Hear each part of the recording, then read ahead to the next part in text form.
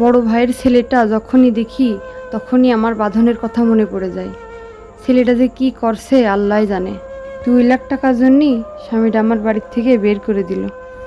কিরে আপু, তুই যে বললি দুলা ভাই বাঁধনের নিয়ে 7 দিনের জন্য পিকনিকে গিয়েছে, তা তুই তো আমার কাছে এই কথা বলিসনি যে 2 লাখ টাকার জন্য তোর বাড়িতে বের করে দিয়েছে।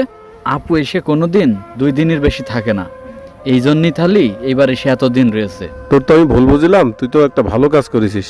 তোর এই পরবর্তীতে সমস্যা হলে তুই আমার সাথে যোগাযোগ করিস। নেতার কাছে যে বলি গে। মিটিংয়ে যেতে হবে, দেরি হয়ে গেল। আশিক দাঁড়া দাঁড়া দাঁড়া, রাস্তার উপরে গাছের ডাল। ভাই আপনি হাত দিয়েছেন, আমি ফেলছি। এত মানুষ যাতায়াত করে, কারোর চোখে পড়ে না।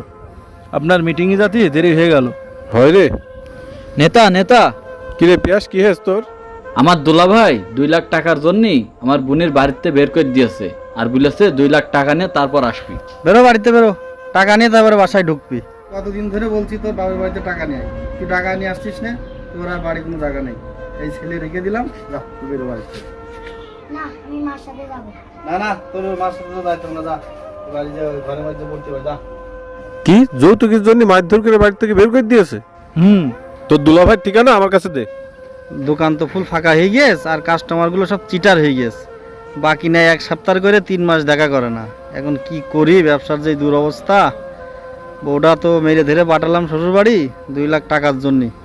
দেখি টাকা যদি আনতে পারে, বাণিজ্যটা আবার নতুন করে জাঁকজমক করতে হবে। আসসালামু আলাইকুম। ওয়ালাইকুম আসসালাম। আপনার তো চিনলাম না। আপনার সাথে কিছু কথা বলার জন্য আসলাম। জি ভাই বলেন। ভাই, আপনি তো যৌতুকের জন্য আপনার স্ত্রীর মারধর করে বাবার বাড়ি পাঠিয়ে দিয়েছেন। আপনি কি জানেন যৌতুক নেওয়া ও দেওয়া দুটোই অপরাধ? আমার বউ আমি মারবো কি মারবো না সেটা আমার ব্যক্তিগত ব্যাপার। আপনার কাছেই কৈফিয়ত দিতে হবে আমার। আপনি এগিয়ে নিয়েছেন কি করতে? কত ভালো ভালো নেতাই আমি গুনায় ধরি না। আপনি কিডা? আমি কিডা? আশিক, এই তুই আমার নেতার অপমান করলি তোর। আমার ভুল হয়ে গেছে নেতা, আমার ভুল হয়ে গেছে। আপনার তো আমি চিনতে পারিনি। আশিক থাম থাম। তোর ভালোভাবে বোঝানোর চেষ্টা করেছি, কিন্তু তুই বুঝিসনি। তুই কালকেই যে তোর বউ নিয়ে আসবি, তাই তুই আবার মায়ের খাবি, আর তোর পুলিশের হাতে তুলে দেবো। আশিক চল। ঠিক আছে নেতা, চলেন।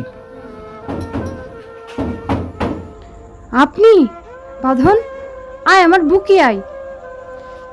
আমি তোমার নীতি আসিছি, ঠিক আছে? তাড়াতাড়ি রেডি হও, বাসায় চলে যাইতে হবে। চলো। আপনি নিতে এসেছেন? আমার আব্বা তো টাকার ব্যবস্থা করতে পারিনি।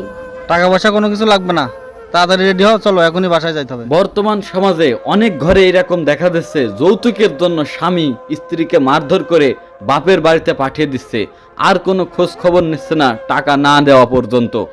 একটা সাধারণ মানুষের জন্য এ সমস্ত কাজ প্রতিহত করা কষ্টকর। আজকে যদি সমাজের প্রত্যেকটা নেতা সোচ্চার হতো, সতর্ক হতো, আর মানুষের আপদে বিপদে তার পাশে দাঁড়াতো, তাহলে এ সমস্ত কর্মকাণ্ড একবারে সমাজ থেকে উৎখাত করে দেওয়া সম্ভব হতো।